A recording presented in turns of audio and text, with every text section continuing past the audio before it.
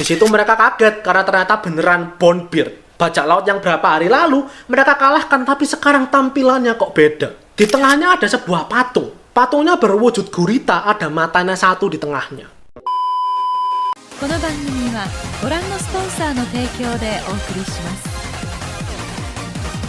Oh, karena saya melasan, saya tanggal sana speak. Selamat datang juga di Arc Fantasia. Setelah berminggu-minggu lamanya, berbulan-bulan lamanya, kita bergeser masuk di chapter 308 ini, masuk ke Arc Fantasia, yang mana masih berjalan sampai sekarang, sampai akhirnya mangganya comeback. Ini masih di Arc Fantasia. Dan mungkin aku mulai dulu, aku buka dulu dengan satu trivia. Chapter 308 ini tuh rilis tahun 2009. Di tahun segituan, 2009-2010, pokok di awal-awal Arc Fantasia ini, almarhum Kentaro Miura Sensei itu ada interview. Dimana salah satu jawaban beliau bilang bahwa progres cerita Berserk itu sudah jalan 60-70% di Arc Fantasia ini. Jadi, mari langsung kita bahas aja apa yang terjadi dengan Guts dan semuanya. Berhasilkah sampai ke Elfheim nantinya? Berhasilkah memulihkan Casca juga? Mari langsung kita bahas aja. Silahkan like, subscribe. Kalau kalian punya bahasan kali ini, jangan lupa di follow Instagram Soundspeak. Mari kita mulai ceritanya.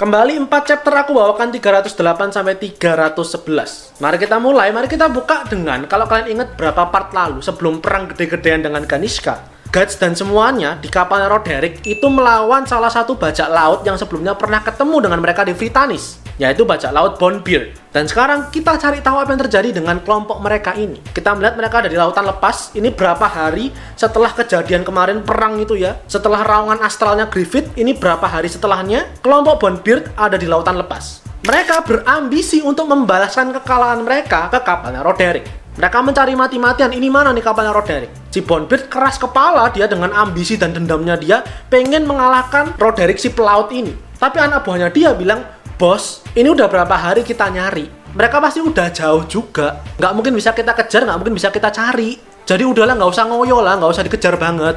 Apalagi akhir-akhir ini setelah ada angin besar, yang mana angin besar itu adalah raungan astralnya Griffith itu ya. Setelah ada angin besar, lautan tuh jadi aneh akhir-akhir ini.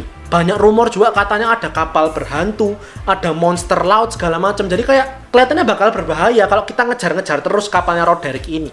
Tapi meskipun udah dibilangin kayak gitu, si Bonebeard sebagai kapten kapal, dia tetap keras kepala mengejar si Roderick. Dan dia bilang, rumor-rumor kayak gitu tadi, itu nggak mungkin ada. Emang iya, setelah angin besar berapa hari lalu, itu semua terasa aneh. Tapi rumor-rumor aneh di lautan kayak gitu, itu semua cuma legenda doang. Aku ini udah jadi bajak laut 25 tahun. Di lautan udah sangat lama, nggak mungkin. Aku nggak pernah ketemu begituan. Kalau ketemu udah mati dari dulu aku. Si Bonebeard bilang seperti itu, tanpa sadar di belakangnya ada sebuah makhluk hitam gelap mengintai dia. Akhirnya kemudian kita berpindah nih ke lautan lepas lainnya. Kita melihat ada burung terbang, apakah itu Eren? Tapi intinya ini burung itu menghindari sebuah naga air. Menghindari naga laut yang tiba-tiba muncul begitu aja. Dan burung ini kemudian terbang sampai ke kapalnya Roderick. Dimana di sana kita pertama ngelihat Sirke yang lagi semedi. Dia masuk ke dimensi astral, tapi dikerjain sama Isidoro. Mukanya dicoret-coret, digambar-gambar gitu kan. Sampai akhirnya si Sirke-nya melek, sadar. Dia kesel sama si Isidoro, ketahuan sama semuanya, sama Farnese, Casca semuanya. Dan di situ dia mau memperingatkan bahwa kelihatannya bakal ada hal aneh terjadi, bakal ada hal berbahaya yang mendekati kita. Dan beneran aja, nggak lama kemudian, di bagian luar kapal, Roderick dan semua krunya dia, dari kejauhan, itu melihat dengan teropong, ada kapalnya si Bonebeard mendekat. Mereka kaget loh, ini kok bisa mendekat mereka? Padahal udah kita serang habis-habisan. Kok masih bisa mengejar? Aneh sekali rasanya. Roderick memperingatkan semua pasukannya dia untuk persiapan perang gitu loh, yang nanti harus bertempur lagi. Kemudian si Sirke keluar bersama lainnya. Sirke memperingatkan Roderick, meskipun ini udah terlambat, cuman hati-hati. Karena kelihatannya kapal yang mendekati kita ini bukan kapal biasa, bukan kapal manusia. Roderick yang mendengarkan itu, dia menerima saran itu tadi, berjaga-jaga mungkin memang iya. Ini kapal Bonebeard bisa cepet banget karena mungkin memang bukan kekuatan manusia. Maka mereka semua bersiap-siap gitu kan, mengamati dari kejauhan. Tiba-tiba ini kapalnya Bonebeard ini seketika tenggelam ke dalam laut. Seketika masuk gitu aja ke dalam laut. Ini Roderick dan semuanya kaget. Isidoro tanya, ini kamu tembak apa gimana? Tapi Roderick jelas bilang, nggak aku apa-apain kok. Tiba-tiba mereka tenggelam sendiri aja.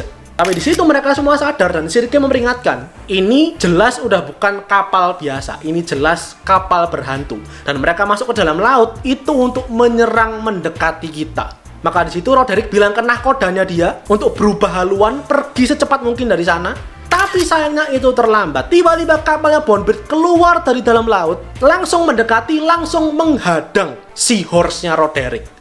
Namanya kapal ditabrak gitu kan, semuanya kaget tersentak dong. Dan begitu mereka melihat ke arah kapal lawan, di situ mereka kaget karena ternyata beneran Bonbeard. Bajak laut yang berapa hari lalu mereka kalahkan, tapi sekarang tampilannya kok beda. Tampilannya bener-bener bukan kayak manusia lagi.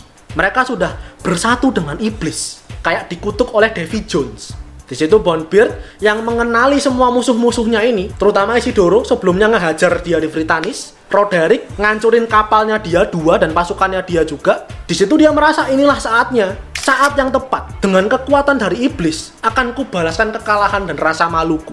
Begitu pasukannya Roderick disiapkan untuk bertarung jarak dekat nih, mau bertempur mereka, tiba-tiba si Bonbeard memanggil monster dari bawah laut, semacam gurita, tapi tentakelnya doang nih banyak keluar dan itu berduri tajam semua.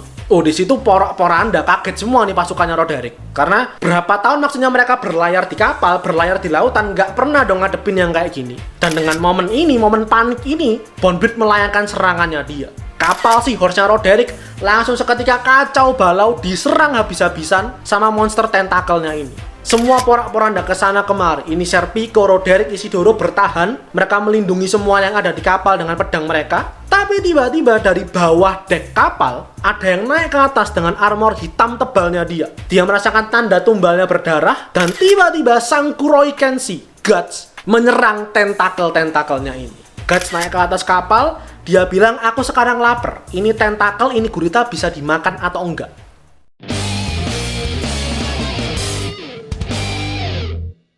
Tolong diingat, ini orang masih belum sembuh total. Masih dalam masa pemulihan sebenarnya. Tapi dia maksain dirinya untuk bertarung, pakai semua zirahnya dia, mengangkat pedang Dragon Slayer-nya dia, dan tentu diayunkan. Semua tentakel-tentakel yang menyerang dan menyulitkan pasukannya Roderick ditebas habis-habisan sama si Guts. Semua orang terpukau gitu kan dengan segitu kuatnya ini orang, padahal lagi-lagi masih dalam masa pemulihan, belum 100% fit. Tapi pedang besi segitu gedenya diayunkan dengan mudah, menebas, melukai monsternya ini. Bonbeard yang kaget karena keadaan tiba-tiba berbalik, dia nggak tinggal diem. Dia summon, dia panggil monsternya ini secara penuh, naik ke atas lautan, dan keluarlah ini wujud gurita besarnya. Penuh utuh satu badan, nggak cuma tentakelnya doang. Semua orang kaget, ketakutan dong ini jelas. Monster kayak gini tiba-tiba di depan mata, kapanpun bisa melahap mereka, membunuh mereka. Tapi Guts dengan tenang, dia acungkan meriam di tangan kirinya dia tembakkan ke tengah guritanya ini, langsung meledak, langsung terluka, dan di situ Guts menggunakan kesempatan untuk menebas habis ini gurita raksasa. Ini senjata pamungkas bisa dibilang gitulah ya. Kartu asnya Bonbeard dalam seketika dikalahkan sama Guts. Meskipun begitu, lagi-lagi Bonbeard dengan keras kepala dia mencoba membalaskan kekalahannya dia, tapi tanpa sadar semua yang dilakukan Guts tadi itu sebenarnya untuk mengulur waktu, untuk mempersiapkan pasukannya Roderick kembali bersiap-siap dan melawan balik gempuran dari kapalnya Bonbeard. Dengan perintah si Roderick, ditembakkan semua meriam senjata yang ada di kapal mereka, dan itu menghujam kapal Sharkrite-nya si Bonbeard ini. Lagi-lagi sama kayak sebelumnya berapa hari lalu, ditembakin abis-abisan. Meskipun dengan kekuatan iblis, pasukan Bonbeard kewalahan juga. Bonbeard tapi tetap aja masih pengen nyerang, masih pengen balas dendam. Sampai akhirnya dia diperingatkan sama salah satu anak buahnya dia, bos, bentar lagi matahari terbit. Bentar lagi matahari akan bersinar terang. Yang mana artinya mereka nggak bisa bertarung di bawah matahari dan mereka harus masuk ke dalam air. Dan itulah yang mereka lakukan. Bonbeard bilang, untuk sementara aku pamit dulu, kita lanjutkan lagi lain kali. Dan kapalnya masuk kembali tenggelam ke dalam lautan. Di situ akhirnya kapal Roderick menang. Semua orang berterima kasih, memuji-muji Guts gitu kan. Tapi Guts bilang nggak apa-apa, santai aja. Anggap aja ini bayaran atas tumpangan yang kamu kasih, Roderick. Semua terasa aman untuk sementara sampai akhirnya Roderick dipanggil sama anak buahnya dia. Disuruh lihat ke bagian bawah kapal. Di situ banyak yang bolong. Banyak bagian kapalnya yang bocor. Di situ navigatornya si Roderick bilang, ini kalau ditambal sementara doang nggak bisa. Kita harus perbaikan penuh. Dan kalau kayak gitu, berarti kapalnya nggak bisa berlayar dulu. Adakah pulau terdekat di sini yang bisa kita pakai untuk singgah memperbaiki kapal dulu? Roderick yang punya pengetahuan luas akan samudra, dia bilang ada sih deket sini, ada satu. Pulau kecil, mungkin kita bisa singgah ke sana dulu. Dan akhirnya bener aja, ada sebuah pulau kecil penuh dengan batu. Mereka pun memutuskan untuk berlabuh di sana. Mereka harus tinggal di sana dulu untuk 1 hari. Besok pagi diperkirakan udah siap semuanya, udah bener semuanya, siap berlayar kembali. Maka akhirnya ya udah, ini semua penumpangnya turun semua, guards dan semuanya pada turun. Di situ si Isidoro dengan jiwa petualangnya dia gitu kan, dia udah ngeluyur sendiri dulu, lari duluan ke antara semua batu-batuan ini bersama si Pak tentunya gitu kan. Sampai akhirnya mereka melihat ada sebuah celah, ada sebuah gua di sana. Lagi-lagi jiwa adventurous, jiwa petualangnya menggebu-gebu gitu kan. Isidoro pergilah ke sana. Begitu sampai di sana, mereka seneng banget gitu kan, merasa kayak ini mungkin tempat kemah nih, tempat seru untuk berpetualang kali. Si Isidoro nyari tongkat, nyari kayu buat bikin api unggun. Tapi tiba-tiba dari kejauhan ada seorang cewek, kelihatannya habis memancing ikan, itu mendekati si Isidoro. Sembari bilang, mending nggak usah deh, mending kamu nggak usah aneh-aneh di gua ini. Dia bilang seperti itu sembari mendekat, sembari terpukau karena di atas kepalanya Isidoro ada pak gitu, ada peri. Dia belum pernah lihat peri sebelumnya.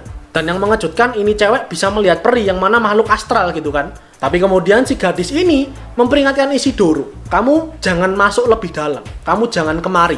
Kelihatannya kamu bukan orang sini ya. Karena di sini itu ada legenda di mana gua ini adalah rumah bagi dewa laut. Setelah Isidoro diperingatkan seperti itu, kita pindah ke Guts dan semuanya. Di sana kita melihat fokus dulu ke Guts dan Sirke. Mereka saling diskusi di mana mereka ngerasa ini pulau aneh kelihatannya. Ada sebuah sensasi aneh yang menanti mereka. Si Guts bilang setelah angin kencang berapa hari lalu itu, raungan astral, tanda tumbalnya dia tuh nggak berhenti-berhenti berdarah. Kayak semakin sensitif gitu. Dan sesampainya di pulau ini pun rasa itu nggak hilang. Rasa lukanya tetap ada dan darahnya terus mengalir. Sirke pun dengan kekuatan magisnya dia ngerasa ada sesuatu yang aneh, berbahaya di pulau ini. Tapi intinya mereka semua terus jalan masuk gitulah ya. Mereka masuk ke pemukiman warga. Di situ kelihatannya warga-warganya kerjanya sebagai nelayan semua karena ada banyak sekali dagangan ikan gitulah ya. Seafood ada semua tuh. Dan di situ Roderick coba tanya ke warga sekitar, warga lokal sana, yang mana warganya semua dalam rumah nih, nggak ada yang keluar. Adakah penginapan di sini? Tapi semua warganya ini tadi tutup mulut, langsung tutup pintu, seakan-akan menolak kehadiran dan pertanyaan Roderick serta semuanya. Saat itu mereka semua masih nggak mikir apa-apa gitu lah. Mungkin ngerasa ya warganya memang mengisolasi diri gitu barangkali. Mungkin masih ada PPKM di sana gitu barangkali ya. Makanya mereka nggak keluyuran. Sampai akhirnya mereka terus jalan lebih dalam nih ke kotanya ini. Terus si Farnese itu ditarik sama Keska. Yang mana Keska itu perhatiannya teralihkan karena kayak ada sebuah, apa ngomongnya, kayak tempat pemujaan kecil. Di tengahnya ada sebuah patung. Patungnya berwujud gurita, ada matanya satu di tengahnya. Dan patung itu ternyata kita bahas di part selanjutnya. Itu aja dulu untuk kali ini untuk pembukaan Arc Fantasia. Nggak terasa berarti tinggal berapa? Tinggal 60-an chapter lagi gitu lah ya sampai ke yang terbaru nanti. Kita akan mengejar sampai ke chapter 366. Untuk sekarang sih 366 sih ya. Gimana, udah pada baca 365, 366? Gimana pendapatnya soal chapter terbaru yang digarap oleh asisten, oleh sahabat almarhum Miura Sensei? Tapi untuk sekarang dongengin kita akan fokus ke Arc Fantasia dulu, kita lanjutkan dulu. Dan untuk sekarang itu aja. Maka silakan nilai videonya kalau kalian bahasan kali ini. Jangan lupa berkomentar, di-share kalian, dan terakhir jangan lupa di follow Instagram Sonespeak dan subscribe buat kalian nikmati lebih banyak konten anime dan manga dari channel Sonespeak, karena anime dan manga yang aku suka dan yang kalian suka. So, see you guys in the next video. Istirahat saya menasan.